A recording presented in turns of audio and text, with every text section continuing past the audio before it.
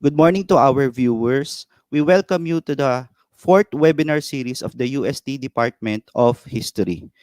And to start formally our webinar for this morning, may I call on now Assistant Professor Emilita P. Samala, our Master of Ceremonies and moderator for this webinar session. Ma'am Emmy. Thank you, Jeric. A pleasant morning to everybody. Just like what Jeric said, today's webinar is the fourth of the series initiated by the UST Department of History for the year 2020. Considering that August is History Month, we encourage everyone to join us in the appreciation and celebration of this important event.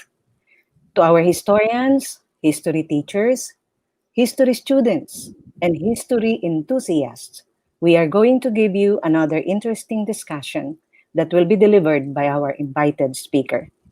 Before we go to our discussion proper, let us have first an invocation, then it will be followed by the playing of the Philippine National Anthem.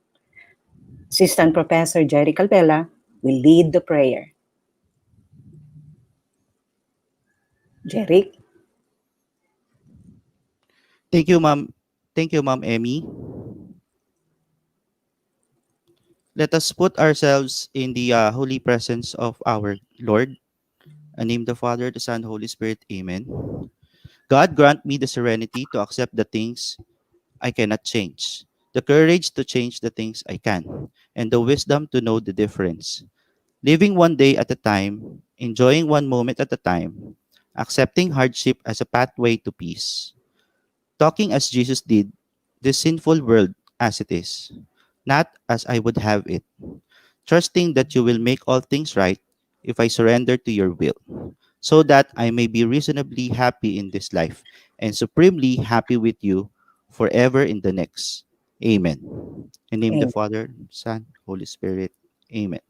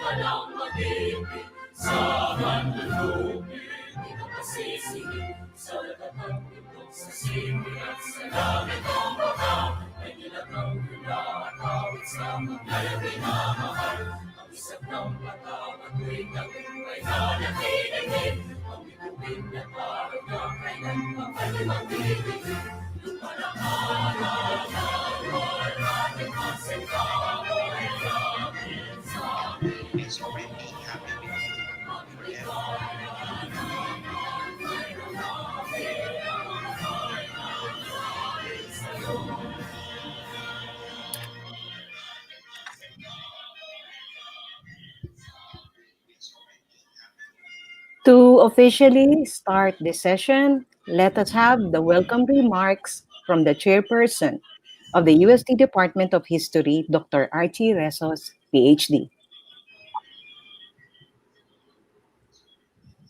Good morning, ma'am. Maraming Morning. salamat po, ma'am Emmy. Good morning. Isang maganda at mapagpalang umaga po sa bawat isa sa inyo. Ginugunita natin ngayong Agosto ang buwan ng wikang pambansa at ang buwan ng kasaysayan. Sa ilalim ng tagapangulo ng Pambansang Komisyong Pangkasaysayan ng Pilipinas na si Dr. Rene Escalante, ay nabuo ang tema ng buwan ng kasaysayan na nagpapahayag ng pagkakaisa-isayan sa paglaban at pagbangon.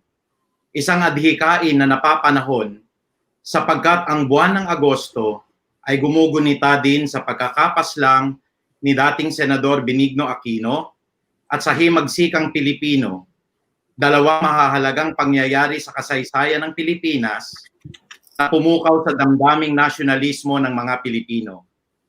Nagkaroon ng pagkakataon ang mga Pilipino na muling magkaisa upang lumaban at bumangon tungo sa pagbabago at kalayaan. Isang malaking kagalakan na matunghayan natin ang iba't ibang mukha ng kasaysayan at sa kabila ng mga suliranin at kalungkutan na kinakaharap natin na dulot ng pandemya, isang napapanahon na talakayan ang ating matutunghayan. Inihahandog ng Departamento ng Kasaysayan ng Pamantasan ng Santo Tomas ang ika-4 na webinar na ito na nakaangkla sa tema ng Buwan ng Kasaysayan. Ipasa ni Profesor Jose Victor Torres ang bagong dimensyon ng kasaysayan ng paglaban ng mga Pilipino na pinamagatan niyang The Laughter of Dissent, Satire, Jokes, and Memes in the History of the Resistance in the Philippines from 1888 until 2020. Ako po si Dr. Archie Resos, ang tagapangulo ng Departamento ng Kasaysayan ng Pamantasan ng Santo Tomas, at ikinagagalak ko po na kayo ay anyayahan sa webinar na ito. Maraming salamat po at magandang umaga. Thank you, Dr. Resos, for your inspiring and warm message. Allow me to introduce our respectable speaker for this morning. He is a full professor at the History Department of Salle University in Manila and an associate director for drama and history at the Bienvenido N. Santos Creative Writing Center in the same university, that is the LSU. He is a multi-awarded writer. He won the prestigious Carlos Palanca Memorial Award for Literature not just once, not just twice, but for 5 times already. He received the National Book Award for Travel Writing in 2006 for his book, Ciudad Morada, A Walk Through Historic Intramuros. He is also a recipient of the National Book Award for Essays in English category for his book entitled To the Person Sitting in Darkness and Other Footnotes of Our Past in 2017. He has also lectured in both local and international conferences in history and culture. Valued listeners and followers, I proudly present to you our invited speaker for today's topic, The Laughter of Dissent, Satire, Jokes, and Memes in the History of Resistance in the Philippines, Professor Jose Victor Torres, Ph.D. Yes, good morning to all of us. No, it's quite a raining morning today, and welcome to the UST Fourth UST webinar.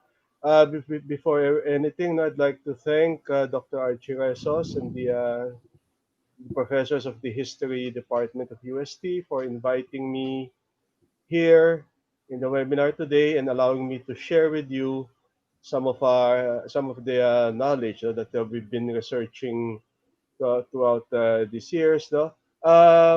Tomasian din po ako, no? Kaya lang, and I taught in UST for quite some time, no? Before, pero hindi history, no? Kasi when I was teaching in UST before, wala pang history department.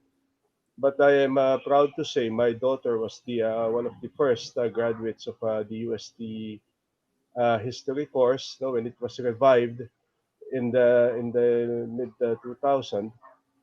When I transferred to De La Salle, dito ako napasubo ngayon sa pag-aaral ng ating kasaysayan, no? And well, it's been a it's in spite of the pandemic, no, it's been a fruitful month. There's been fruitful months because, of course, you're trapped in the house, but you've been doing some research, even though research has been quite limited, no? Kaya mahalaga talaga dito ang internet.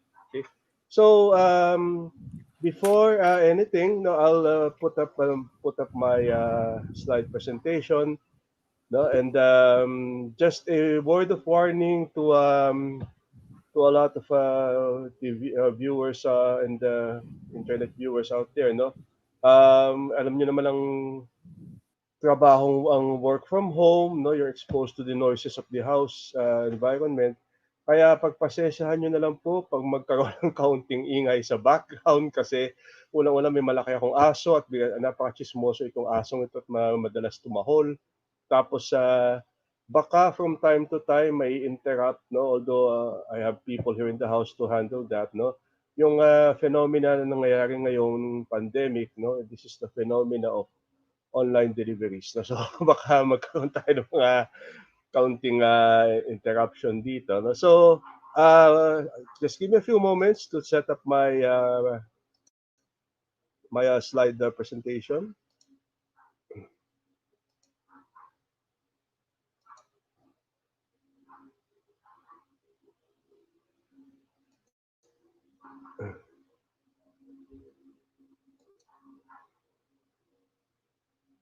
Oops, sorry. Um,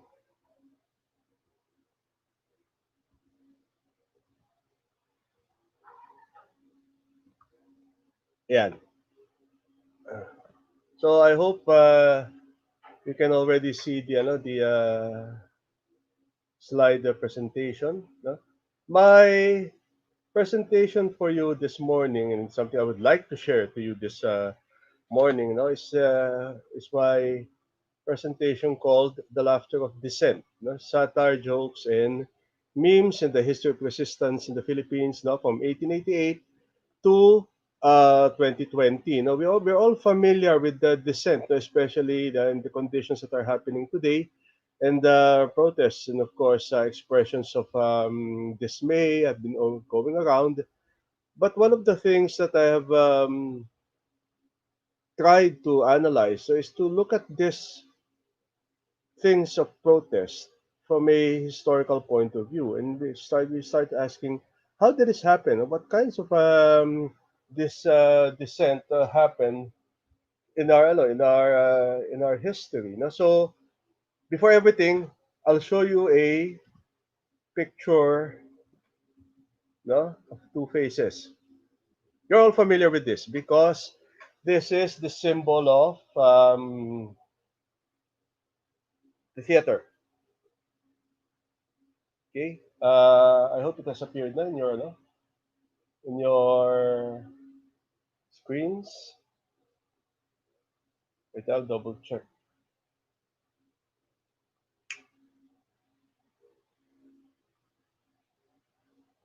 Ayan.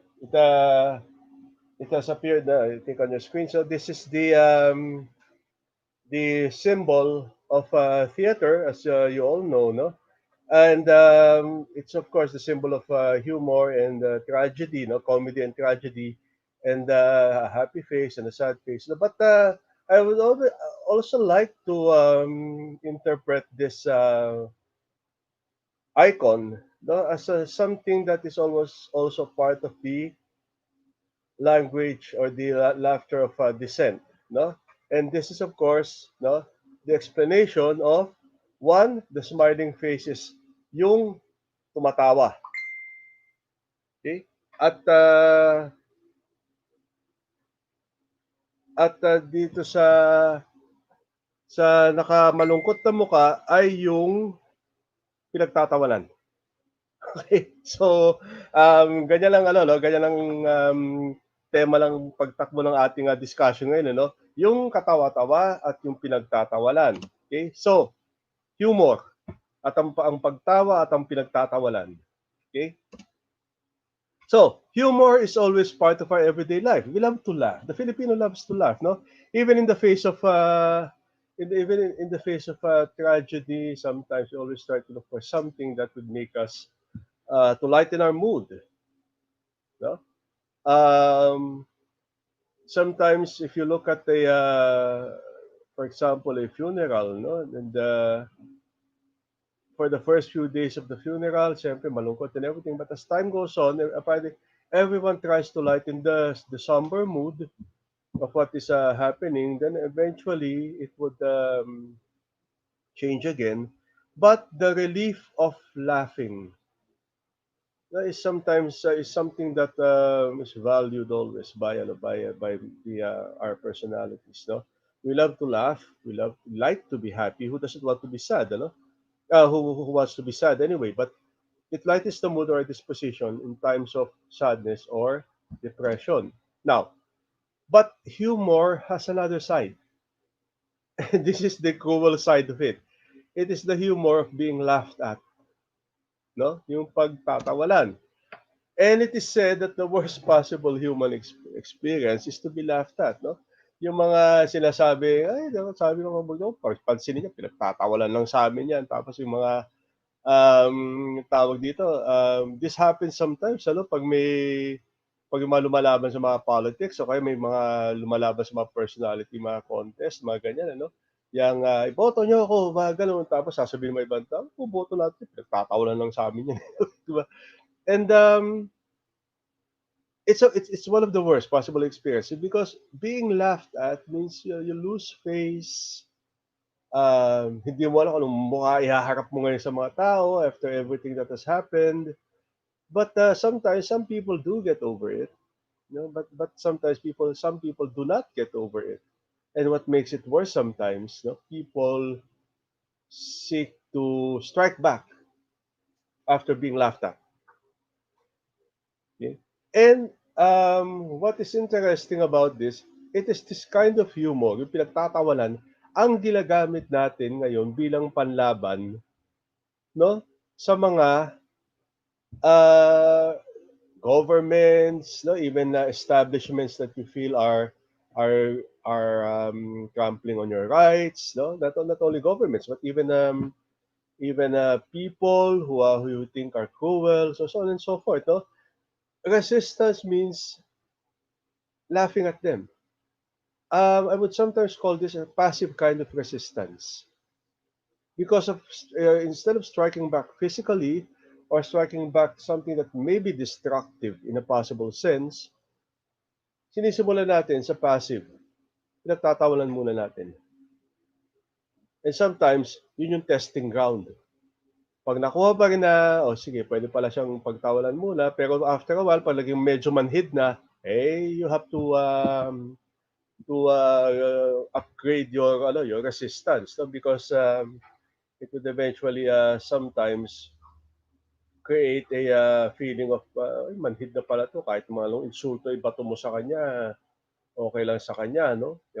For example, you have someone, this official that you call the blue dolphin and everything.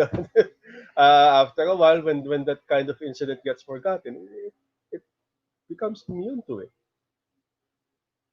So the laughter of dissent, no, is temporary, but it creates an image or create yung unang banat ay minsan pasok na, no. It's like saying na if we start laughing at you or because the laughter of dissent suddenly happens, it shows a warning that one, we are laughing at you, and second, you better watch out because the laughter might change into something else. Okay, so that is why humor, in its most subtle statement to its loudest shout out, became a means to address the ills of society. No? Sometimes pag sinabi, masyado naman tayo seryoso, ayoko lang panoorin to. Something, ayoko lang pakinggan ito, masyado seryoso. And it becomes repetitive, we get tired of it. But if you suddenly inject something that is funny, it lightens the mood and breaks the monotony. Okay? Now, providing something to initiate the laughter of dissent is not easy. No, as I mentioned here, dito sa slide, makikita nyo nakalagay, instead of being confrontational or violent, no, this laughter of dissent means addressing the wrongs of leadership by what? It is cleverly planned. You have to really plan out what kind of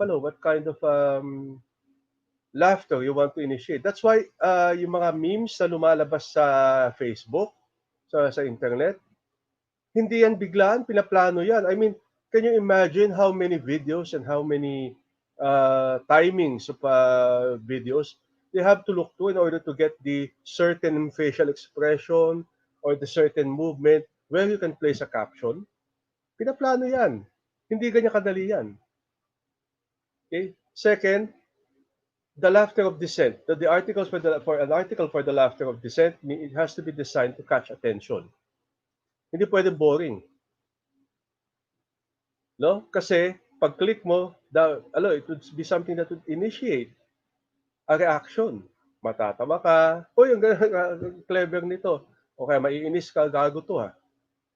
Diba? Or, of course, siyempre, it can make you react, tama naman to. No? Yung the memes that are coming out now, no, with regards to this the incident where our president disappeared, no, for well, was not in the public eye for several hours, no.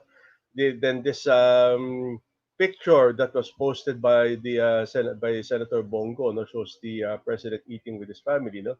Ang dami na ngayon lumalabas na memes on that. It takes ano talaga. It takes a certain tweaking, and of course an intelligent kind of a joke to ano to in order to make a meme, in order to play around with existing photographs. Okay, of course it is creative because it is cleverly planned, and of course last of all, it is written to make an audience laugh at the expense of the targeted subject. Again, yung pinagtatawanan. Okay, now disseminating dissent and of course getting away with it. Okay.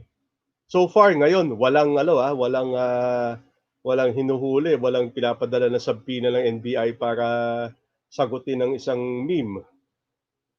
Yeah, but of course, the cybercrime law, and of course the terror law. I won't call it the anti-terror law. No, I call it the terror law. Has placed a certain red flag with regards to the freedom of expression, and that of course is quite dangerous in a sense on our rights. Okay, so disseminating dissent and of course getting away with it. It was Sigmund Freud, no, who eventually stated that in every era of our history, those who have had something to say but could not say it without peril, take note of the expression, without peril, have eagerly assumed a fool's cap. Di ba? That's the only way. Yan ang ano natin minsan sa ating mga Pilipino. Di ba? Biro lang naman po. Kaya ano tao dito? Kaya sinabi namin yun. Of course, sometimes the receptor of that kind of joke doesn't see it as a biro. Now, what created the dissemination of the laughter of dissent, no, and for us to get away with it? First of all, the technology of the media. We disseminated it. It became important for the dissemination. Second, it is because it is under media, it is falls under the human right of freedom of expression. That's why sometimes we get away with it. Okay, so as I mentioned here, the advent of printing and its technological advancement led to the development of a mass media. That began, of course, with newspapers and magazines. The first satires, jokes, no, wala pang meme nun kasi wala pa ng computer nun. Satires and jokes eventually came out with newspapers and magazines, and of course books, no. But the problem that with regards to books, no, is that if the book is not published for mass consumption, it doesn't reach a certain amount of audience, your joke fails. Kaya it is important that satires and jokes always appears in newspaper and magazines because of the fact that it is mass media or mass circulation or mass dissemination. Now, with the advent of the electronics of electronic media of radio, TV, no, and later of course the cyberspace with the internet, lumago ang audience.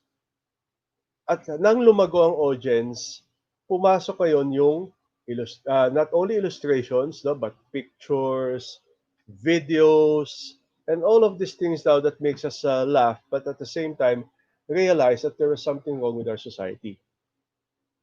Now, and as I mentioned here, that media development came the varieties of humor, no, written satires and printed illustrations, no, the printing press.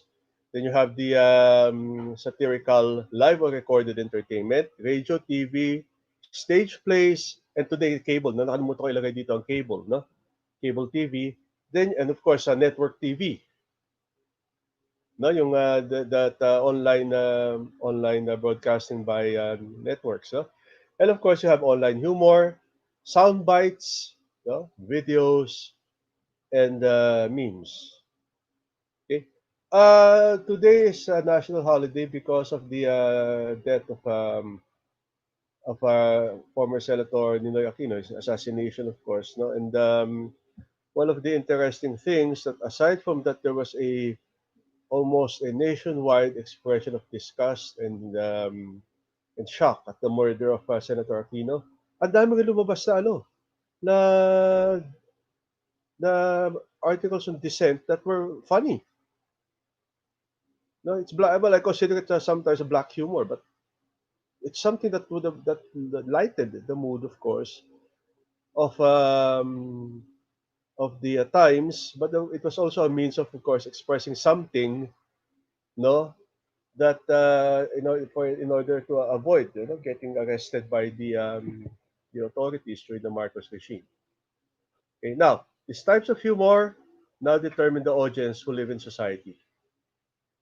One of the funny things that I'm watching actually, for the past few days, because it's the presidential elections in the United States. I'm sure that many of you who watch CNN saw this short animation between the elephant and the donkey. No, I like especially the second one where the elephant represents the Republican Party, and the donkey represents the Democratic Party. And the elephant was looking through looking through the telescope, and the donkey goes up to him and says, "What you doing?" And so I'm trying to look for something. No, he was looking through the telescope. Then the donkey looks through the telescope and says, "What are you looking for?" Then the elephant answers, "The planet you're going to live on." No, siyempre, ang lalabas yung sa expression ng donkey, naisahan na naman siya. But there is, of course, the last laugh because the donkey now says to the elephant, well, the lens cap is on, which means the telescope, you cannot see anything talaga through the telescope. It's a biting satire because for one thing, yung sinasabing the elephant was looking for the planet, the planet you live on, it's an expression of racism. Di ba? It's an expression of racism. Di ba, you ask yung expression ngayon sa United States is, go back to your country. That's it. No? Then, of course, the panama nung donkey na, well, the lens cap is on, basically saying, you're looking at something that is not, you're looking at something blindly.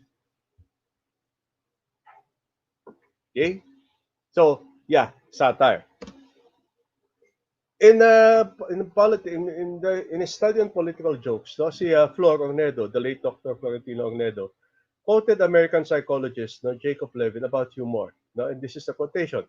It is clear that society, by tradition and experience, knows the powers of humor. We love to laugh, and therefore we know how influential laughter is in shaping human affairs. But humor is bound to both inner and outer freedom. It is a right. You have every right to laugh about something. Okay? And the view that humor gives license hardly does justice to its potential as a liberating force. No? The expression, of course, is free. It is all right. Now, the intellectual critical spirit that attacks pretense and acts as a watchdog of society, take note of this. Intellectual critical spirit that uses humor that will make it act as a watchdog of society is that comic spirit. We laugh because we know it's there.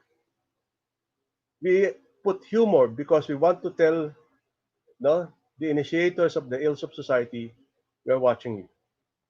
Where cultures fear freedom of expression and rigidly demand conformity, humor is repressed. Follow or else. And the role of the humorist is dangerous. But even though the role of the humorist is dangerous, we still do it. So breaking it down, here are the 4 points. One, it has a powerful effect on our social behavior. Second, it's aggressive. Do not forget about that. It takes a certain amount of emotion to do humor.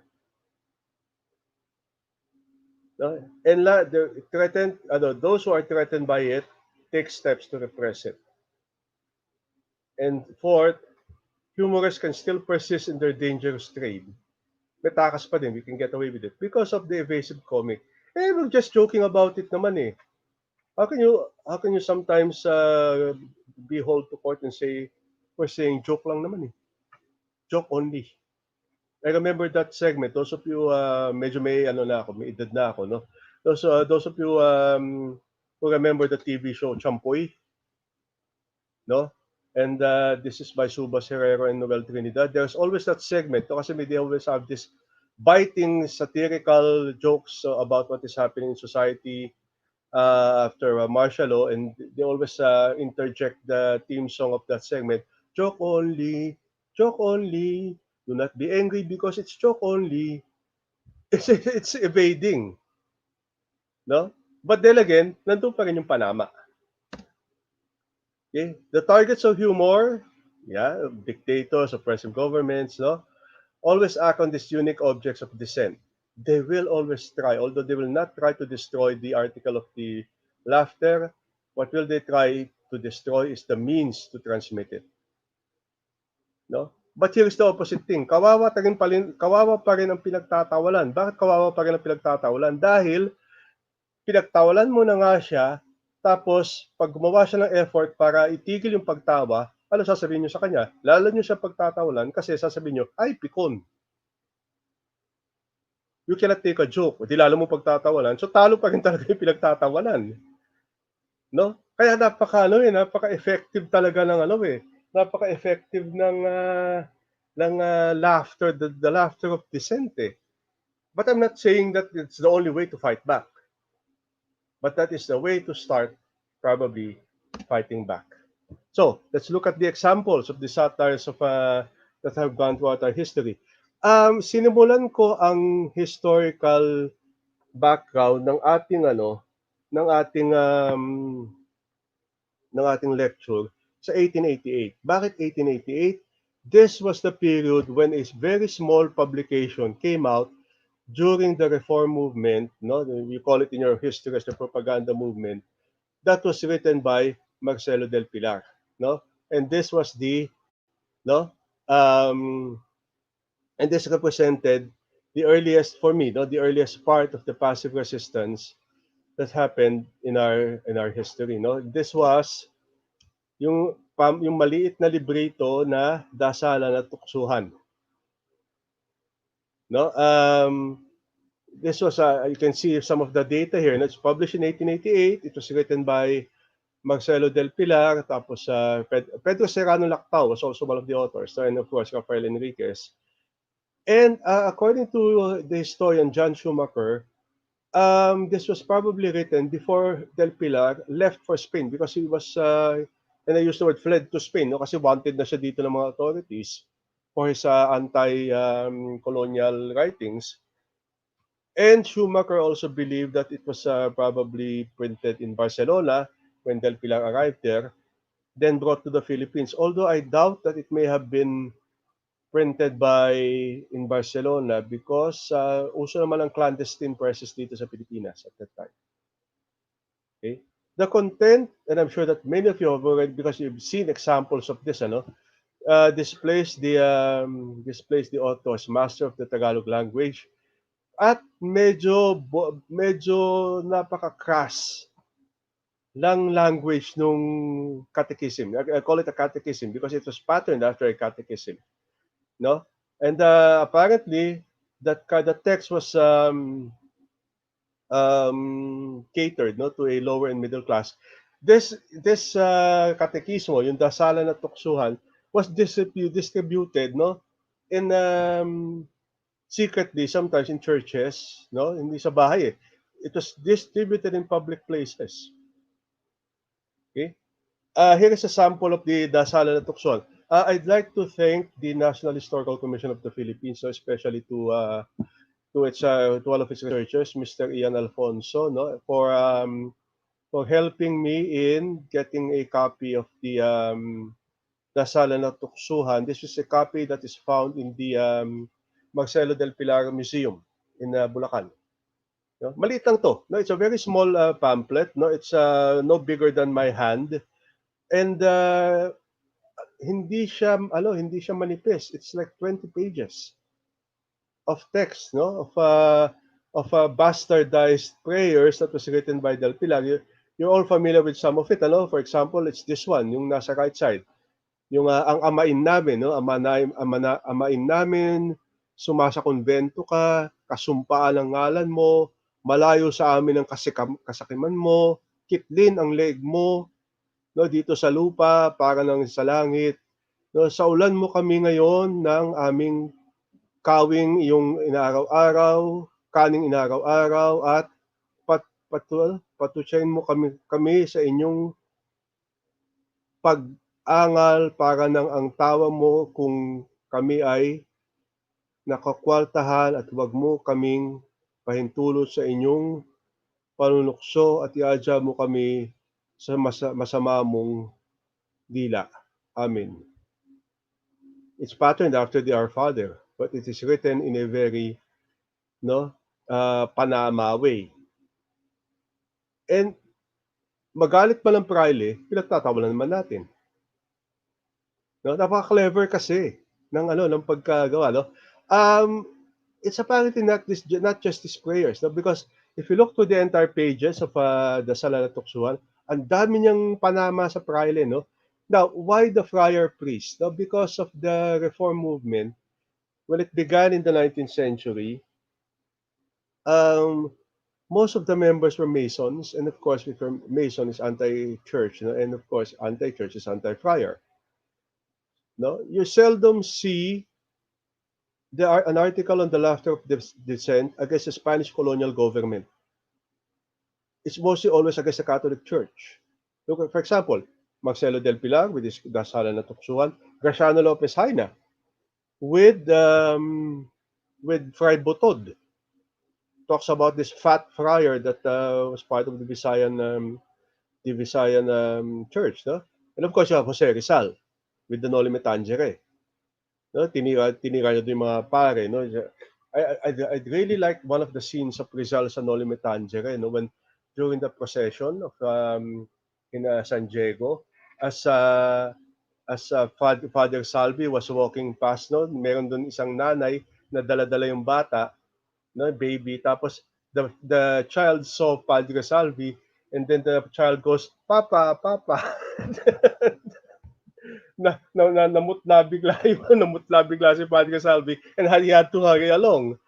No, so it shows a symbol of what was the church. No, the sexual excesses of the friar during that time. No, here is another page of the Sala Tuksuhan. No, and you see the one on the right side in the middle. I hope that you can see it. Ano? Ang mga apat na mga kahuli-hulihang darating sa fraile. Ang una, ang kamatayan ng paniniwala sa kanila. Pangalawa, ang paghuhulog sa madlang gumalang kadayaan. At ang ikatlo, ang madlang lait ng bayan. At ang ikaapat, ang siyang palalayasin. The four fates of what can happen to the fraile. Okay? So, what was the reaction of the church here? Siyempre nagalit sila. From what I remember, the Sala Tuksuhan was part of the evidence that was presented as an indictment against Marcelo del Pilar by the Spanish colonial government upon the complaint of the priest of Malolos, si Father Felipe Garcia. Okay? Siyempre, nakakairita, di ba? Kabait-bait mong tao, pero all of a sudden, binulat-lat sa mga taong bayan na ganito ka pala. So, the Sala Tuksuhan. For me, it's because of the popularity of print at that time, the printing press at that time, that nailabas ito, no? And I'm surprised that there are things like this in circulation because, syempre, mga kinukumpiska ito at sinusunog, no? Even before. Lipang Kalabaw, American period to, no? The American colonial period. was sorry if this is wrong spelling. It's a satirical magazine, walang S, that came out at the start of the American colonization of the Philippines. No? Nagkaroon to ng tatlong versions. Ano? Lipang Kalabaw in the first decade of the American colonization. Ang bagong Lipang Kalabaw at the start of the Jones Law, no, mga 1916, 1920s pala, sorry. Then of course, may lumabas ito sa palandalian after World War II, mga 1947.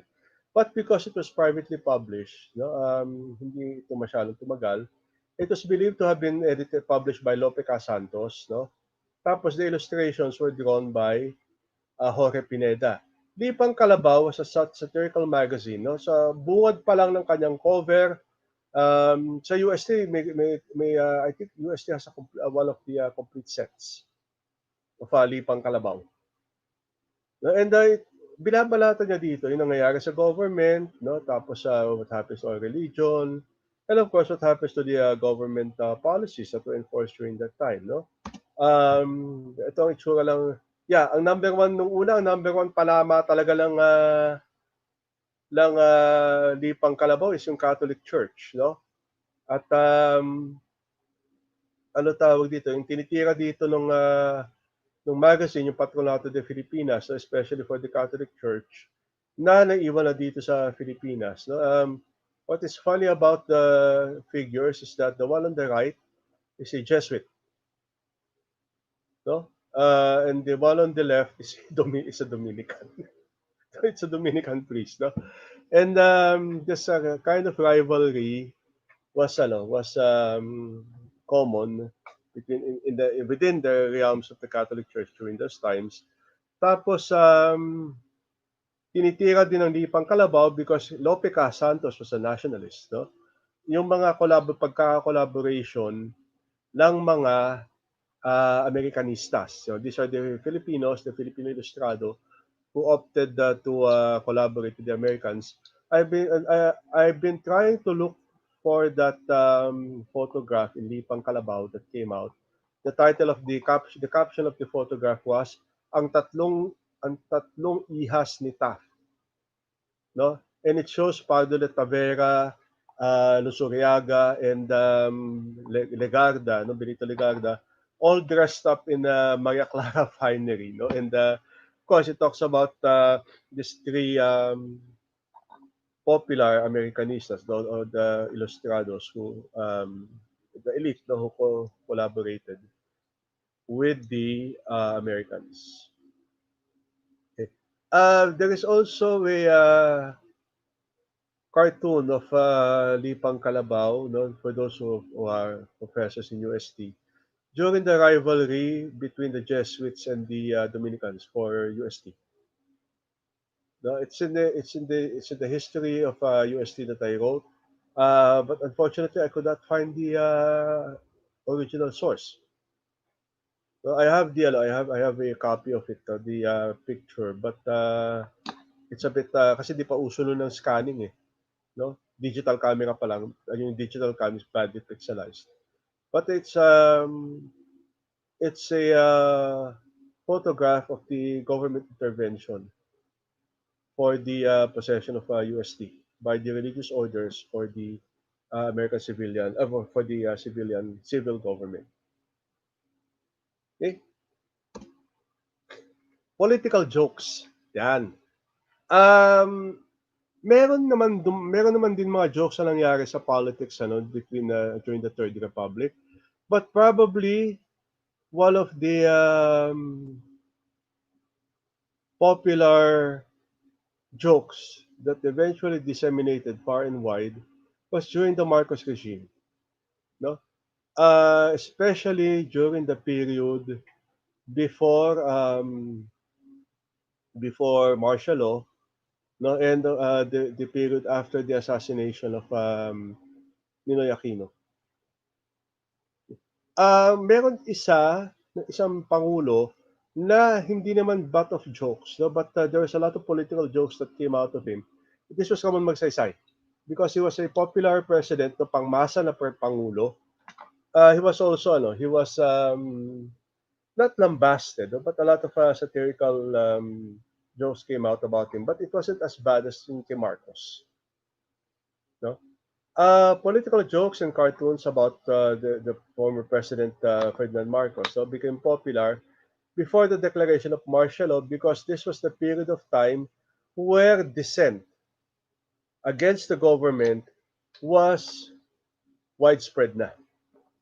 Di ba? Those of you who lived during that era, no, uh, could always talk about the street rallies, no, the street rallies, of course, the demonstrations that happened, no, that and when the one of the familiar things that eventually would come out, no, that is probably part also of the article, an article, no, or a thing about on the laughter of dissent, was the coming out of caricatures, yung malalaking pinaparada sa mga rally, no, that shows the image of the president sometimes as a devil, no, tapos yung basta kung ano yung distorted na pwedeng gawin sa kanya, no, hindi lang basta placard ngayon na lumalabas sa rallies.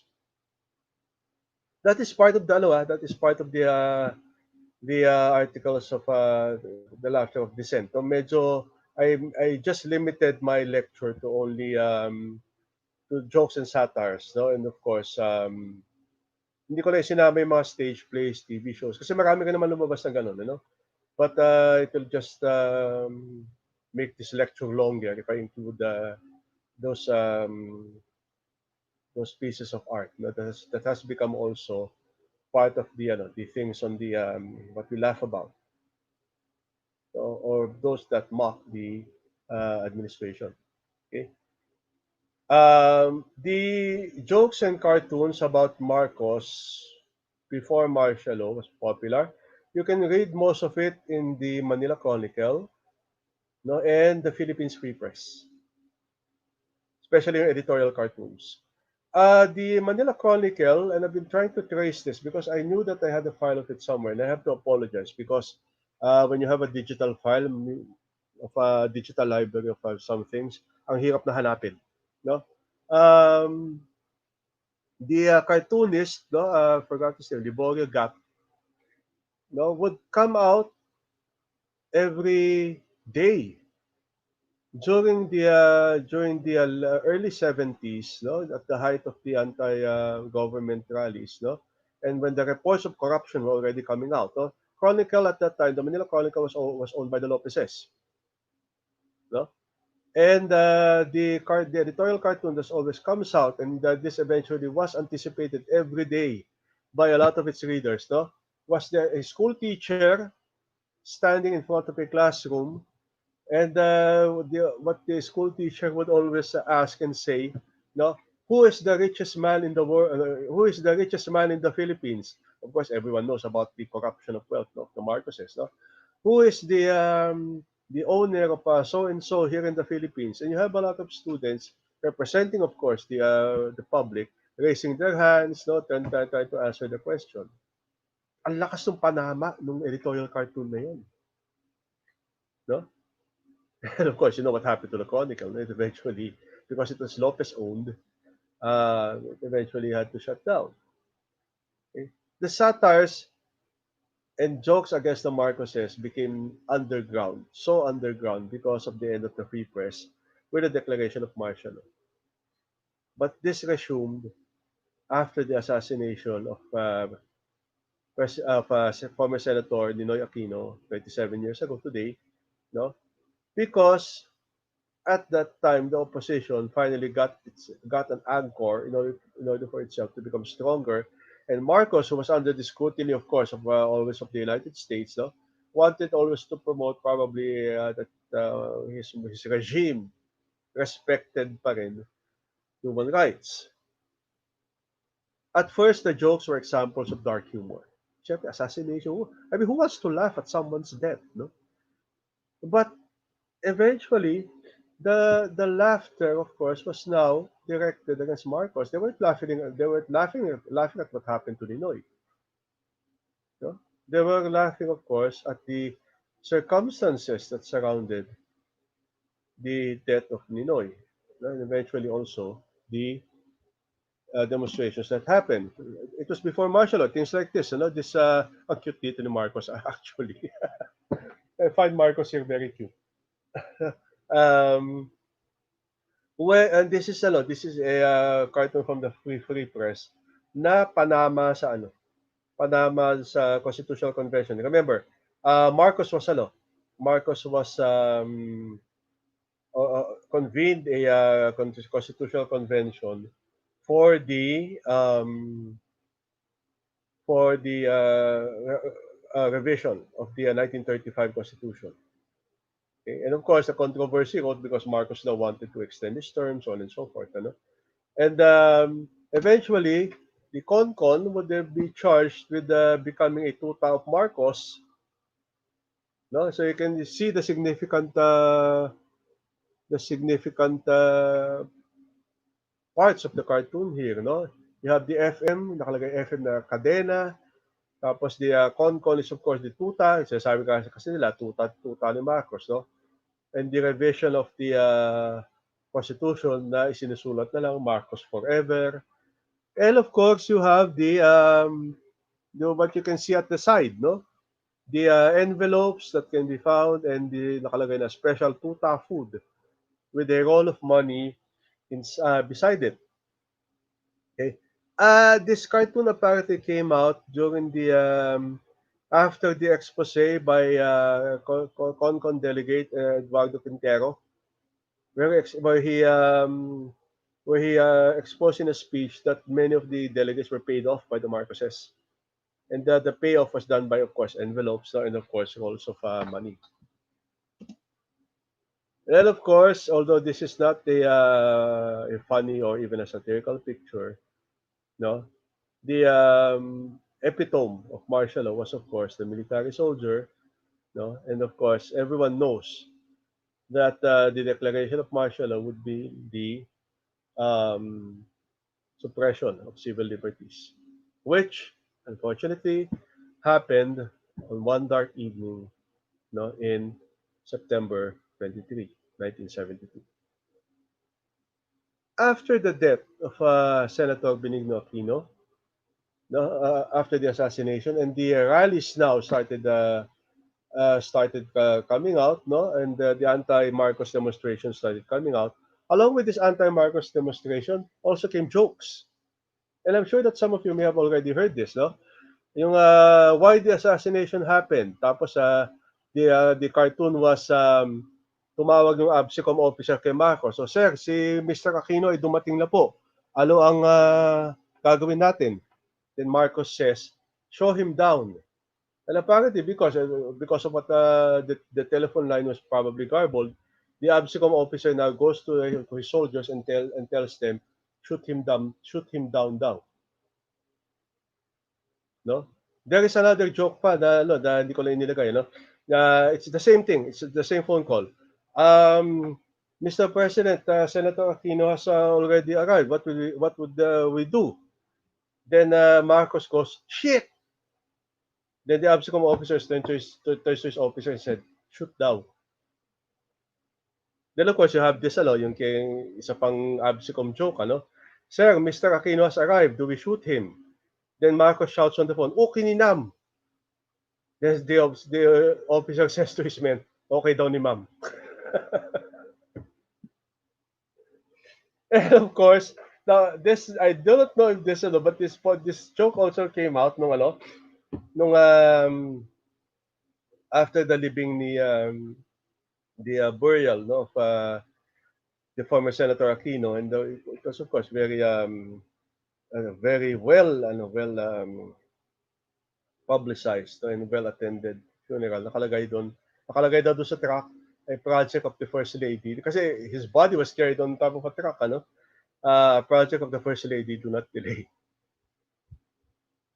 Okay. And as time went on, no, for the next 3 years after the assassination of Ninoy, and as the Marcos anti-government demonstrations continued, ang dami-dami lumabas na jokes talaga about corruption and everything, no? And there was this common joke na Well, Marcos and the First Lady during the elections were flying over a certain area, and they were throwing money to the people below, no? And they were throwing money, and the people were still asking more for more. And Marcos asked his advisor, "What do we do? How can we make them happy?" And the advisor tells him, "Sir, throw the First Lady out next." That kind of another joke, no? And there is another joke, no? Then this is what is popular. They call it the hell jokes, no? Marcos was Marcos and a government official were already standing in hell, and they saw him, no? Some of those souls who eventually entered hell saw the government official up to his neck in a sulfur, no? Because it was hell, and he was suffering and everything. But when they saw Marcos, they saw Marcos was standing right out of the sulfur. He was in the middle of the sulfur pool, but he was standing out of it. And the souls who saw him were asking the devil, no, how come he's one of the most evil persons in the Philippines? How come he's standing out of the sulfur? Then Marcos laughs and tells them, I am standing on the shoulders of the First Lady.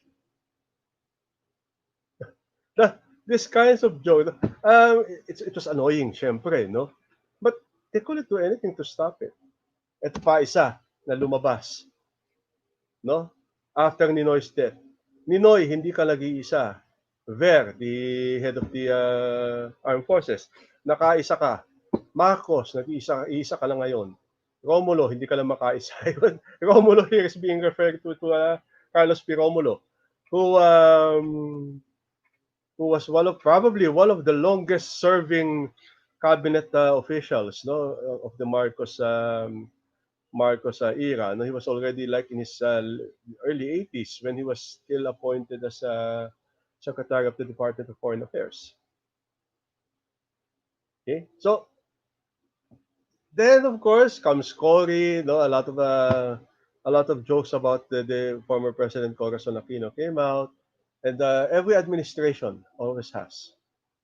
And the jokes apparently, because with the modernization of the technology of media, graduated from simple jokes to satires, no, to TV, to nabutan na ni nabutan na ni former President Pinoy, no? Yung internet. So you see a lot of memes that came out, no, during the period of the internet. Excuse me. And one of my favorite satirical cartoon about the former President Pinoy, was a zombie that is walking, and the zombie was saying brains, brains. Then he encounters Pinoy and sees Pinoy, and the zombie looks at Pinoy, then turns away and starts walking again. Brains, brains. We laugh at these things, but we know it shows how we look at people at that time. The anomaly called Erap Estrada. This is one of the funniest things that I want to talk about, because it's so hard to make a satire or joke about former President Erap, because he himself created the jokes and satires about himself. Kaya ang hirap siya biglang tamaan ng mga satires, kasi siya mismo ang naggumawa ng mga satires na ito. I'm sure that many of you may have a copy, no, because it took me a while to find a copy of that book, no, yung Eruptions, no. From what I remember, this was an idea of Erap that he did with a lot of his PR people. No, I know the PR man who helped him with this, ano. I know his name, but I'm not going to be mentioning it muna. And it was amusing because it made us laugh at Erap, but at the same time, it made him more favorable to the masa. That's why he was termed as a president of the masa, because kahit he didn't finish his schooling and everything, makamasa siya. So in order to make makamasa, huwag ka magpakataas, huwag ka magpakaseryoso. Makipagtawalan tayo. And as I mentioned here, it was amusing, but at the same time, it is so unbecoming of a president. And in the end, the corruption no longer proved to be funny when it came out, no? And all what was left of ERA is his jokes, and of course his books. I was going to think that when he was going to run for Manila mayor, he was going to do it again, eh. But apparently it stopped there, during his presidency. You're familiar with this book? I can show you the picture. Eruption. How to speak English without really trial. And that was the one you can see on the right. This is a particular cartoon, this is during his presidential run, because you can see here is the thing that he's wearing. He was wearing his campaign polo na orange, and of course you can see the wristband. Yung sir, they want me to cut your pizza into 4 or 8, no? Apat na lang, baka di ko maubos pag 8. So it shows the human side of a president, yung kanyang kabobohan. Pero of course, he's not really bobo, no? But it made people laugh. And it made people appreciate ERA. But sometimes, jokes have to stop somewhere.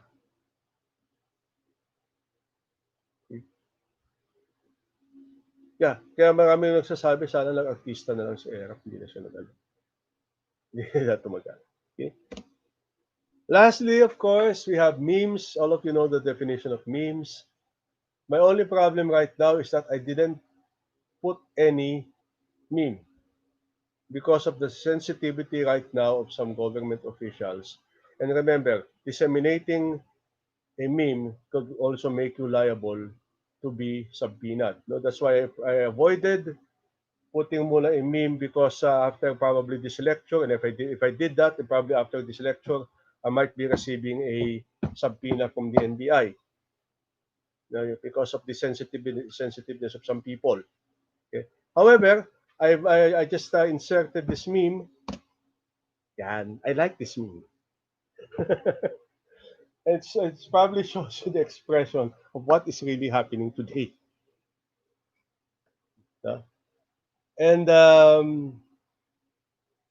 it's a meme has become quite popular, especially on Facebook, no? And many people have become quite creative with it. I know some people who love to create memes. Maybe be social life, be it what happens to the government, no?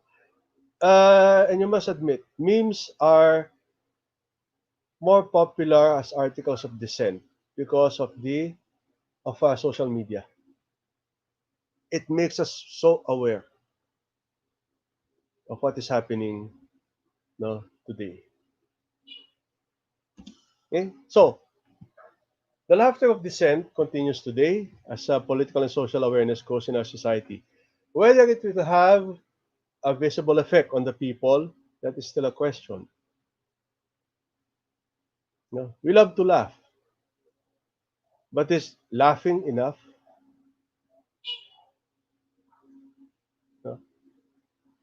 But should laughing lead to action?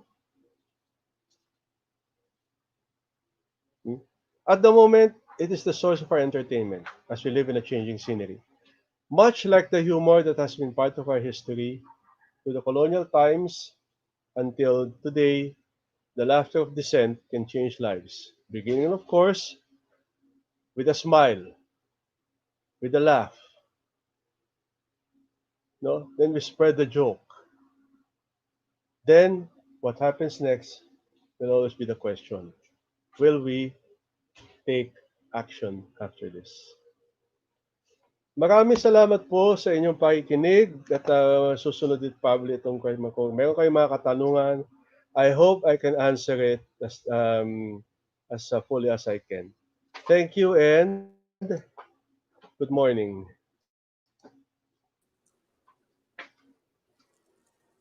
Thank you so much, Professor Torres, for your very interesting discussion and sharing of insights. I enjoyed the freshness of the lecture. But the topic seemed to be the break Filipinos are looking for in this situation of being isolated and quarantined. Truly, humor and laughter are what we need in this challenging time to lighten our present mental and emotional burden, without forgetting the critical role they played on our history in asserting our civil rights. Let us give a virtual applause as a show of appreciation to our speaker. Salamat po sa inyo. We are now opening the session for question and answer. Please type in your questions so our speaker can answer and elaborate. We just would like to inform our viewers that we will attend first to the questions of our participants in our special room. Thank you. For our first question, it's from Jaime Mozo Jr., a graduate student of UST. Thank you po for your informative and entertaining lecture, Dr. Torres. I have two questions, sir. One, can political satire and humor able to incite a revolution?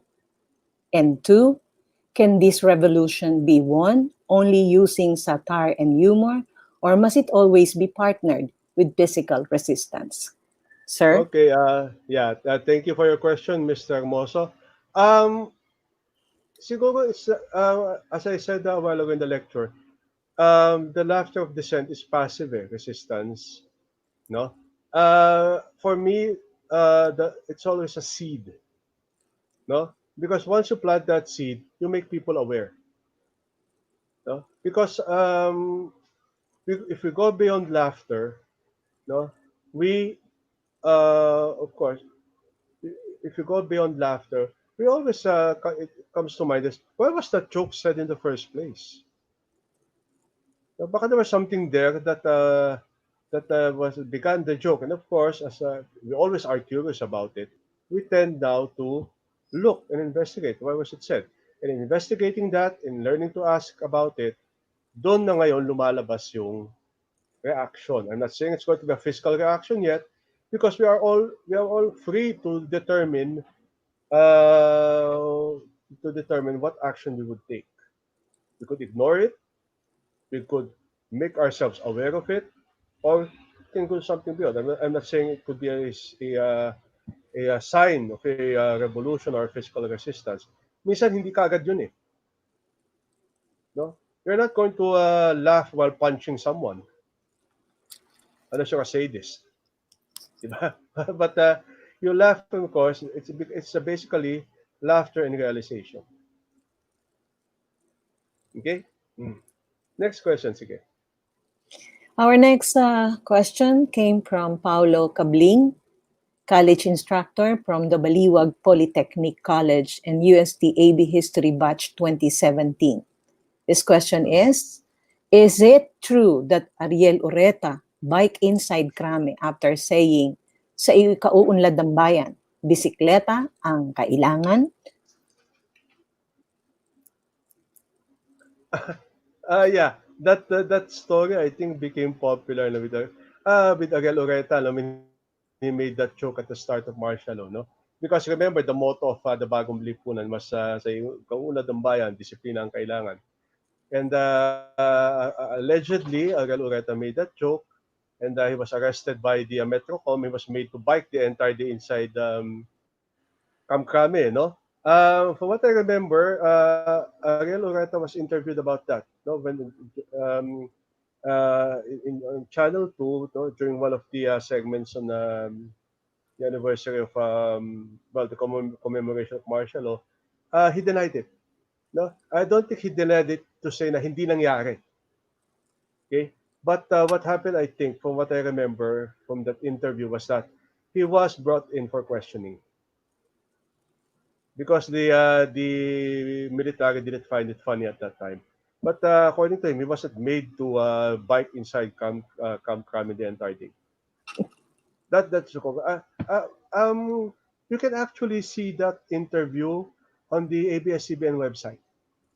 No, when he was interviewed about that. Okay, sige. Next question, please. For our next question, from Maxine Adrian Lawas. Thank you. Such an interesting topic. Watching from General Santos City. Okay. Thank you, Miss Lawas. Okay. From Rafael Pamplona. Hello po at good morning. I am Rafael Pamplona, a student from PUP Department of History. My question is, how was the Marcos Beam sex scandal used, Dobby Beam, as an object of laughter and form of dissent? Oh, their bedroom trials, which was recorded by Dovey Beans, was transmitted on the air in DZUP. No, the radio broadcast station of UP during the Diliman Commune in 1971. One ba two? No, that was publicized, and of course, it's matinding panama ito kay Marcos because unang-una, well, sa ng first lady and everything, no? And of course, it's a form of dissent because it shows you the corrupt morals of a leader, not the corruption of in society, but corrupt morals of a leader. And of course, it was one big comedy. I mean, making love while singing "Family Now" and something. And, everyone that was broadcasted throughout the campus on loudspeakers. No? And everyone was, okay, sige, laughing about it. No? And of course, ang lakas ng tama kay Marcos no? Because it was a sex scandal that was reaching the newspapers. Tapos all of a sudden, the activist managed to get a copy of the recording of their love making in bed and broadcasted. Siyempre,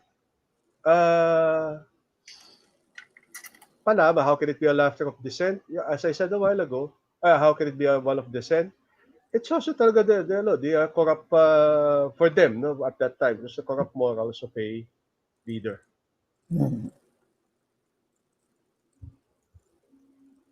From Leo Paulo Dilay, how can we say the joke or humor is liable?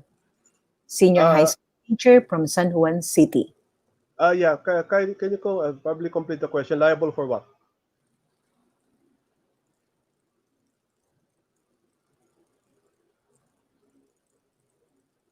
No, I think the question is incomplete. Liable for what? Liable to go to court, liable to be arrested, liable to... I mean, I think it should be clarified. Okay, can we go muna to the next question, Malala? Okay, here's our next question, Mel Guzman. Good morning po from DepEd Bulacan. How safe is the political satire, lampoon, especially now that the controversial anti-terror law is in effect? Yeah, I mentioned that kanina, no, Mr. Guzman. It's also one of the reasons I didn't place an anti-administration meme on the on my lecture because one of the I think one of the penalties, of course, of becoming liable for to be charged in the cybercrime law is dissemination. No, so if I place a picture of a cabinet official doing something that is, I mean, technically it's the freedom of expression, yan. But because of the sensitiveness of the times and probably the sensitiveness of our people, and they have now a weapon to use it, no, um, making jokes right now might be dangerous because unlike before, na masarap lang pagtawalan, no, probably you have your own interpretation. What will be followed if you get subpoenaed or anything is the interpretation of only the victim or the subject of the object of derision. No, yun ang pakikinggan nila. Ikaw ang magiging liable. And I think that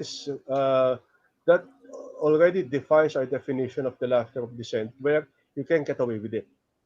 But this time, because of the laws that were put out, it's so hard not to get away with it.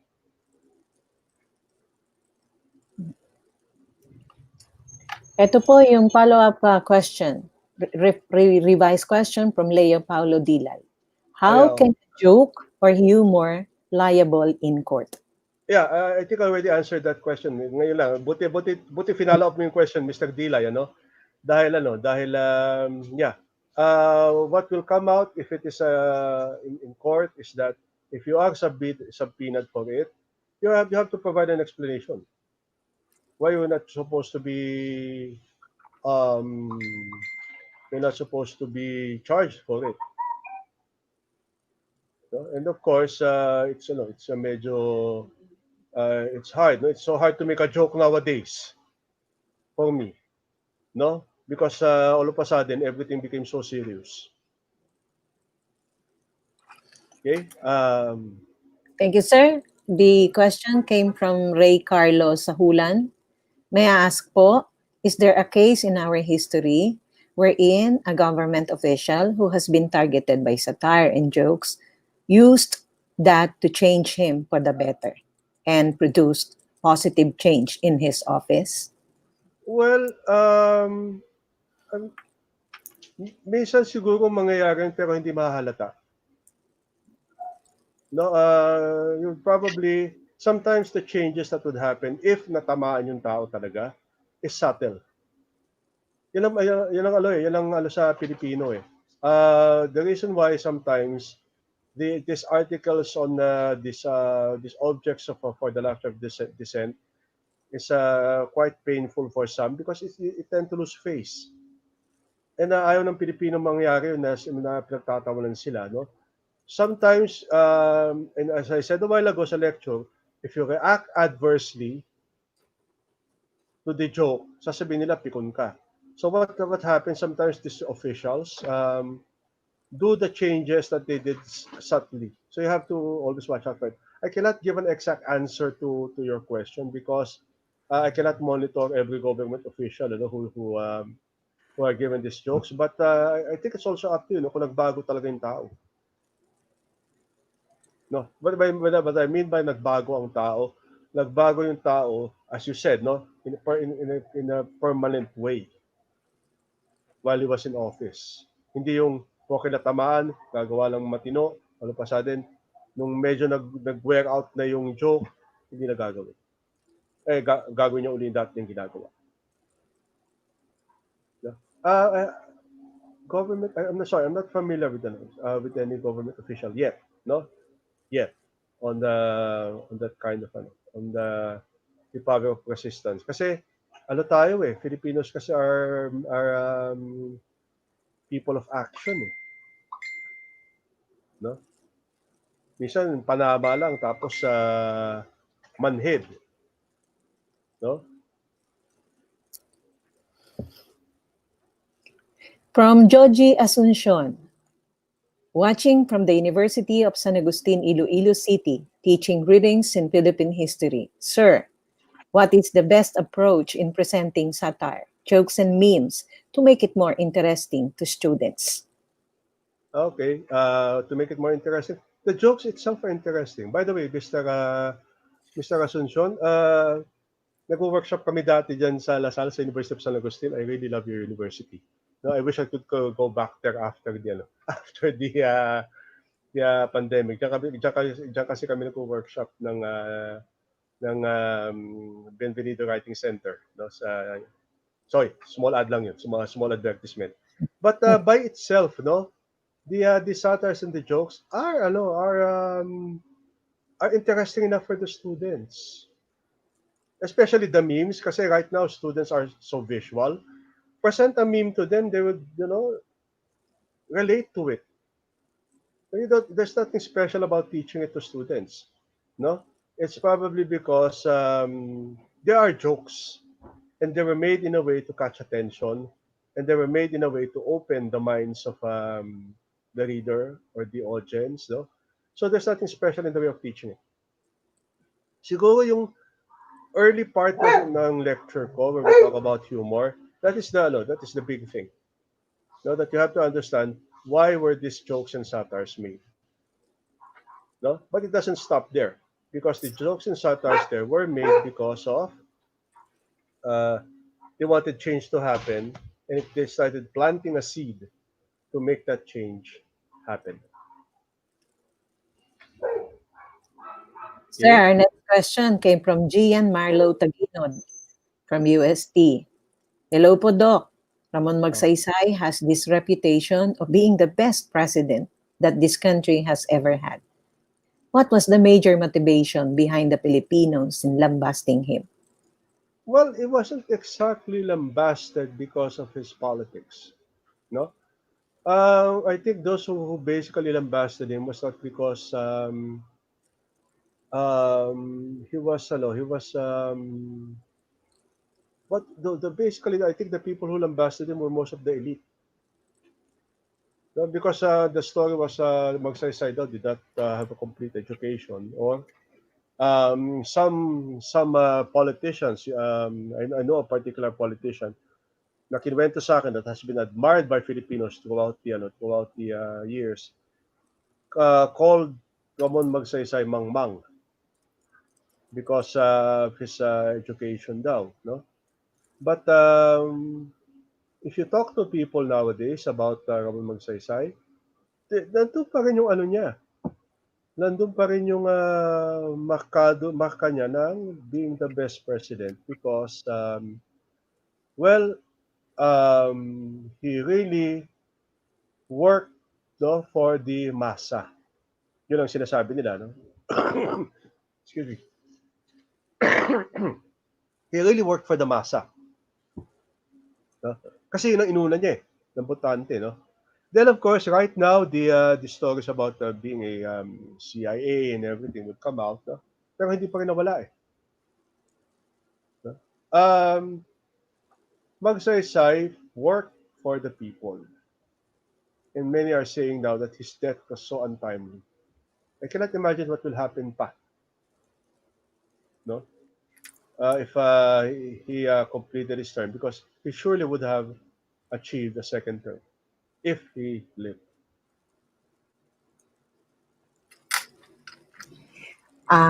Next question from Bea Gulinao.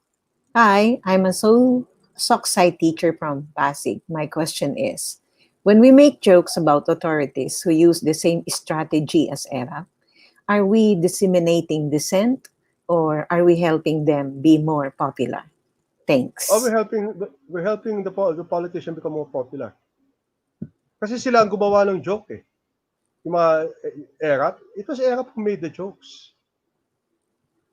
And if he was the one who was making the joke, well, we're just helping him disseminate his joke, a product that he made. No, we're not dissenting. If we probably manufacture something that goes against ERAP, yun ang dissent.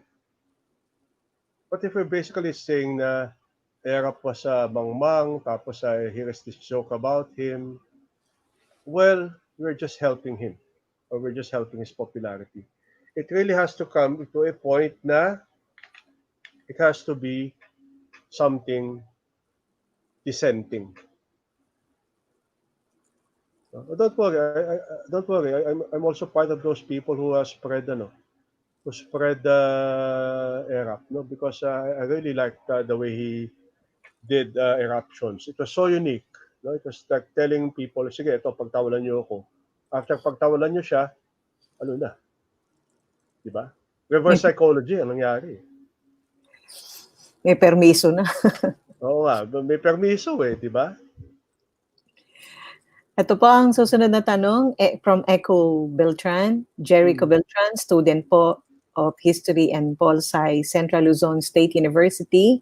Paano po dapat saluhin ng mga subject ng satires ang mga batikos sa kanila? Siguro si Mr. Beltran, no, sinasatire. There are some people who are not that sensitive would just let things pass. Sige, pagtawalan niyo ako, pakialam ko. There are some who would even use these jokes for their advantage. For the satires to their advantage. Diba? There are also some, of course, who would really be pikon. There was this incident before, no, with a live comedian, no, and The comedian was, of course, making jokes about everything, about this politician. You know what happened? Because this was a live performance, it's a live entertainment. One of the politicians who was an audience in that venue went up to the stage talaga, sinampal yung comedian, napikon. Well, he wasn't the subject of the joke, ano? But the subject of the joke was his friend. No? Look at Enrile now. Di ba? Enrile is such a classic na lahat na yata naabutan na ni Enrile. Tapos, what does he do? He laughs at it. Tapos, di ko alam kung kanya, siya ba yung nag-post ng video ng kasama niya mga dinosaurs? That's the way of that's the way of looking at things. Matanda na ako. Alam may deny ko pala matanda na ako. No, that's probably one way, no, Mr. Jericho, of handling it. It will come, it will pass. Yun lang ang mangyayari.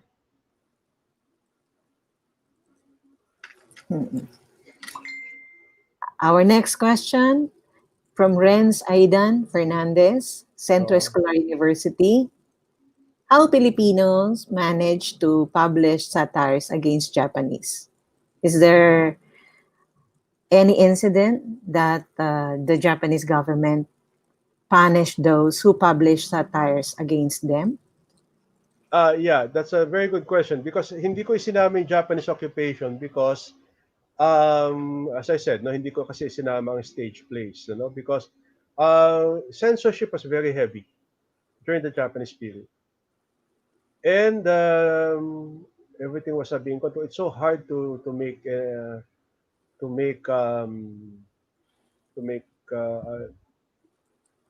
satires and jokes, so that because the Japanese were really sensitive about it, that were to be published. However, the stage plays or the vaudeville stage plays that came out were the means of spreading jokes and satires against the Japanese. Okay, a classic example, the comedy duo of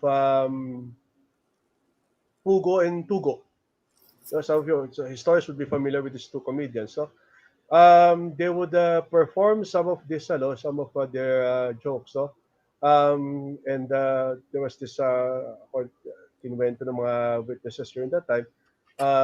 They would appear on stage with a bunch of watches on their wrists, which is of course a joke against the Japanese, who were loved watches, and the Japanese soldiers, who loved watches and would confiscate everything that they can, including watches. So they would wear watches, 5 or 6 watches around their wrists. Okay. During the stage plays, they would talk about what the Japanese did, the comedy about the Japanese soldiers. They call them sakangs and everything. Now, what happened? Were they arrested? Yes. In a later oral interview with Mang Nano, si Pugo, according to him, I was looking for that interview because I wanted to include it. They were arrested by the Japanese, by the Kempeitai, and brought to Fort Santiago. But they weren't tortured or they weren't harmed. Instead, they were brought down to a room, and the room was dark. It was bare, it was dimly lit, but they could see that there were dead people inside the room. Dead people meaning the dead bodies were buried head down into a pit. Nakalabas lang daw dun sa sahig yung mga paa. And they were shown that. Siyempre, kung ikaw yung komedyante, matatawa ka pa ba? And it was done as a warning. I think this was done probably after almost malapit na liberation. So they had to medyo tone down their jokes na tinitira yung mga Japanese. Walang published. But most of it was done during the stage plays, the burlesque. Madami tayong tanong, sir. From Marla Villarin. Do you see President Duterte's satirical and humorous attack to his political opponents contributed significantly to his presidency? If so, then why MD's book did opposite to her candidacy? I don't think what they did, in the case of Miriam, ano, I don't think her book was the sole reason she lost. No, it was probably part of the PR, but I don't think it's the sole reason she lost. No, because well,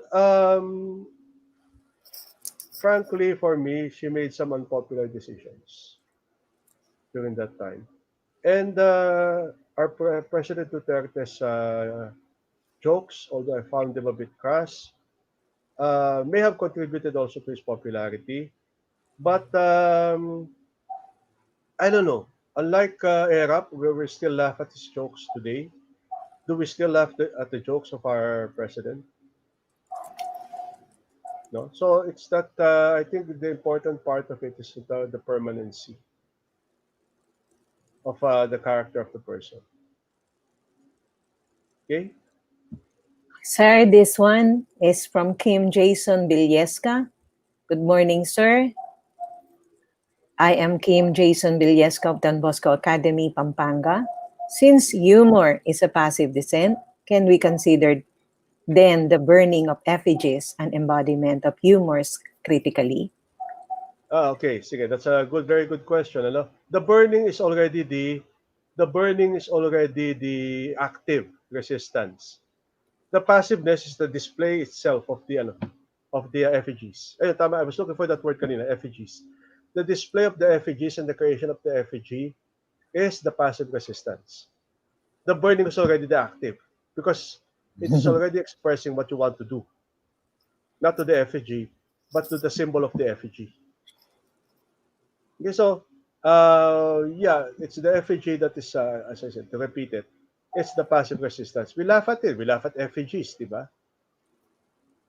No, but again, this what I miss about this, what I miss about these effigies, and probably historians out there, you can also do this, no? Because right now it's being done, and it can probably help document these effigies because they are a very, very valid source and evidence of the resistance that exists not only in the present times but in the years that happened. No? Masarap i-document ng effigy. Ang problema lang, it gets destroyed, it gets burned, no? So sometimes we just have pictures of it. But that picture itself is already a historical evidence. Sir, this one came from Maxine Adrian Lawas. Where do we draw the line between satirical humor and hate speech? Well, we draw the line between hate speech when it is, for me, it becomes personal na. No, remember the qualities of I noted before about about the objects of the laughter of dissent. Creative, well planned, no, and of course you can get away with it. Iba ang hate speech. Hate speech, open expression na yan eh. No, it's like saying na you make a joke about something, no, and telling the person directly PI niya. That's hate speech. No? But telling it shrouded as a joke, it's different. Okay? Sige, next question. Ito po from Ket Adam, a graduate student from Mindanao. My question, sir, is given the undeniable positive effect of satire and meme in the historical struggle for the development of our country, what is your stand on the current political situation of our country in which you referred to as maraming sensitive na government officials? That implied educational forum or lecture like this could also be a target when using timely memes. Do we really have to fear it or not? We're not supposed to fear it, no? But you have to, kailangan mag-ingat ka din. No? Iba ang pag-iingat, iba ang fear. No? Although, yeah, sabihin niya, sir, nag-iingat kayo. Sabihin fear yan. Well, yeah, because we're not supposed to fear it because we all have our expression of freedom of expression. No? But syempre, iba-iba pa rin ang, iba-iba pa rin ang interpretasyon ng iba't ibang tao eh. No? And there are government officials who are really sensitive because probably on their part, they do not want to be slapped in the face with their own failures. Kasi, will you insult them because they accomplished something? I don't think so. Diba? So I think they're more sensitive because they are afraid of they are afraid of being slapped in the face of their own failures. But then again, as you said, no, in the climate of today, the present climate, we have to take care. We have to be careful. We're not supposed to be careless. May pandemic na nga, tapos yung nag-iingat ka lang sa pandemic, tatagdagan mo pa yung worries mo, no, watching about something, no. Might as well be careful about for me, the lesser evil is the laughter of dissent. The bigger evil pa rin talaga is fighting against something that might kill you. Okay. This one is from Kevin Philip Santos. Good morning po, Dr. Torres, and to our UST History Department for hosting this event. I'm currently a graduate school student of history from the LSU. My question is it true that Marcos enjoyed the jokes about him that were being impersonated by Willie Nepomuceno? And in your opinion, what is the best political impersonation of Willie Nepomuceno? Okay, thank you, thank you for that question. Actually, I remember there was a time talaga na there was a show where William Nepomuceno impersonates Marcos. And yeah, Marcos enjoyed it because, I mean, it's flattering, di ba, to be impersonated. Pero huwag naman yung impersonation na nakabastusan na at tinitira mo na siya. Ibang usapan yun. Of course, every politician, if they are not that sensitive, would favor a comedic impersonation, not because it's insulting to them, but it is because it's entertainment. Alam mo mapikon ka, di ba? You can show your bad side. No? But I don't see any, well, I haven't no, because I seldom watch really Nepomuceno, no, but because some of his impersonations are not that good, no, because remember, impersonation is always in the eyes of the audience, not the comedian. No, and I find some of it not good. His Marcos was good, no, but his later impression, I like his Arab impersonation, but hanggang doon na lang. No? May limitation din naman ng mga tao. Okay? Ito pa po isang tanong from James Andrew from Arellano University, political science student. Given that there are laws that might be violated, what can you advise to people making memes opposing the current administration? Well, I think that that advice has always been done by members of the Free Legal Action Group, especially by former senatorial candidate Attorney Chal Joklo. No, always probably keep handy the telephone numbers of a good lawyer. No, but otherwise, my only advice talaga is because you have every right to your freedom of expression. Okay? But again, always be careful. Okay. Thank you, sir. This one is from Catherine Joy Carino, UST. Okay. Good morning po, sir. Now that the anti-terror law is in effect, making memes in this generation is inevitable, especially if the context is about the current administration. What are your insights and opinions about this po? Well, bawal mapikon, sana. Mahirap mapikon. No, kasi look at what happened to Senator Bongo, di ba? Na he filed a Was it a libel case about a joke that was made against him? Ano nangyari? Pinagpawalan siya. But then again, the libel case is still there. Mahirap na yun, ano? Again, you are protected, of course, by the freedom of expression. And it's sometimes, again, right now for me, it's kind of difficult because of because I don't call it the anti-terror law, I call it the terror law. And you always have to be cautious now, no, nowadays about making things like this. But then again, as I said, no, you still have your rights with you.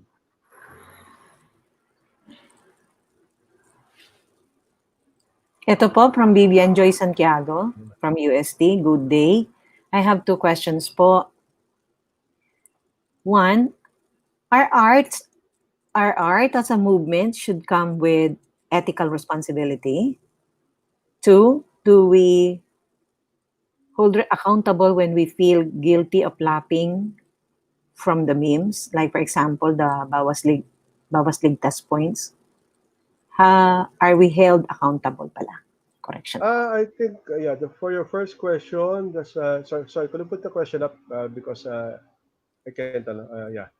Art as a movement should come with, of course, everything that is made public always have some ethical standards to it, You cannot, and of course, there are laws that support, say, certain legal limitations to these kinds of things, no? And lastly, sorry, what's the second question? I didn't get it. Can you pull up the question, please? I didn't get it. The last question. Are we held accountable if we're guilty of laughing? You're not going to be held accountable for laughing, no? Because that's your right. Wala naman nakabantay sa'yo kung pagtawalan mo. But I think with regards to the cybercrime law and the anti-terror law, where dissemination of sharing, di ba? Sharing could make you accountable. I think that is that's covered by law. No, you can be held accountable for sharing it. No, which means of course you can be held accountable for spreading it.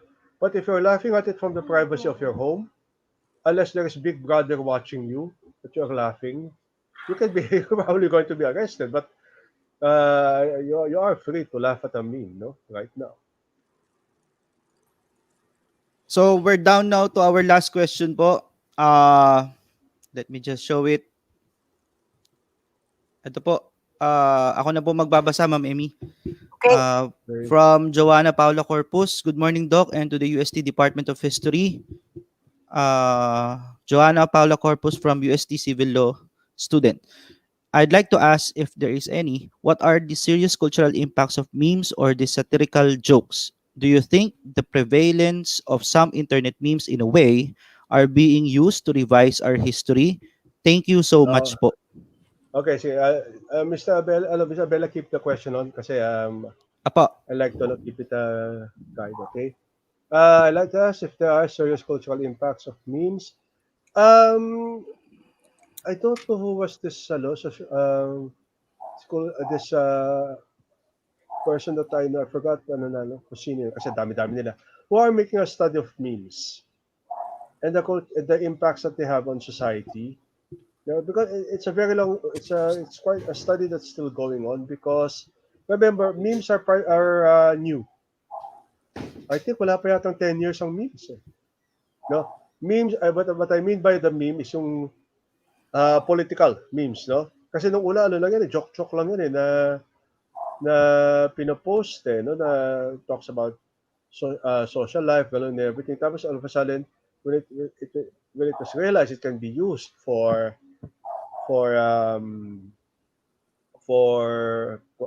dissent, nag-transform. And that transformation, of course, is I think being studied right now, no, for the additional impacts that we have. But yeah, it might change, no. Now, iba ang usapan dito sa revision ng history.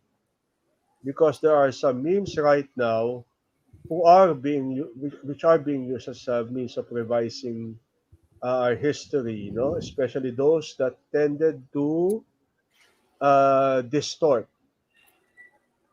what has always been an obvious fact with us. No, to probably make more specific, of course, yung that this ongoing debate and the war between the pro Duterte and the anti-Duterte, pro Ninoy, anti-Ninoy, where revisions are coming out, no? The latest one yata yung kay Ninoy, yung Malaysian passport, kaya hindi dapat siya naging citizen. That's not true. Okay? And the problem is right now is because we tended to just see the meme as a source of information, and that is the problem. Seeing the simple the meme as a source of information without looking at anything beyond it. No? Yun ang sinasabi sa akin ng aking kaibigang faculty si Xiao Chua no? Saksak tayo, tingin tayo ng tingin sa meme, click tayo ng click sa meme, no? Joke tayo ng joke sa meme, tapos salita ng salita tayo tungkol dito sa meme as a fact. Nakakalimutan natin, tingnan kung ano talagang katotohanan. That is the problem of memes. Memes can lie. They're not exactly the truth. No? Because memes are propaganda. And if you cannot look beyond the propaganda, then you will have a problem with regards to history being revised. So, Salamat. buti nga ngayon, meme na lang eh. Dati mga videos na lumalabas sa YouTube eh, di ba? Yung mga tungkol sa mga Aquino, tungkol sa mga Marcos is good. Especially that meme about that if Marcos wasn't deposed, will be as popular as rich as Singapore. That is not true. You could have probably been rich during the first 4 years of Marcos, no? And this is again not to lambast any teacher. We have to teach the Marcos administration. This is deviating a bit, but this was part of the lecture. We have to deviate. We have to closely look at the history of the Marcos administration because Marcos was good during the first 4 years, no? But eventually the evil side of politics came from 1972 and beyond. Well, syempre, what I meant was good was that he had to make his administration look good.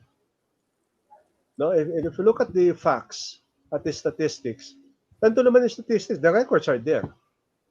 No, that this administration, because it was recovering from the previous administration, he had to make his administration look good. So, pali ang PR niya dyan. So, totoo yun, became competitive, so on and so forth. It's also the reason, if you want to push the cheating aside, he won the second term. Di ba? No president would win a second term, no, with kahit may cheating yan, with by if he did bad. No, the problem is when we teach about the Marcos regime, we always teach it na simula pa lang ng kanyang regime martial law na. I've heard some lectures like that. No, na ang Marcos regime martial law. What about the first 4 years? No? Tapos ngayon lumalabas nga yung mga meme na dapat naging rich tayo nung It was the first 4 years, but you have also to consider a lot of things. That's why he became the dictator that he was. No? What do I mean by this? Probably just a final word for Miss Corpus, no? When we look at our history, since you're a civil law student, because one of the best things about studying history is relating it to the law. One of the best things about one of the things about studying our history, you have to look at it carefully because history is not something that is thrown in your face and told you to accept. History is something that you always have to judge society with. Maraming salamat sa talong. Salamat, sir. On behalf of the Department of History of the University of Santo Tomas, we are extending our heartfelt thank you for gracing this occasion with us. Okay, thank you also to our viewers and listeners. We hope to see you again in our next webinar. To officially end this session, let us all have the singing of UST hymn.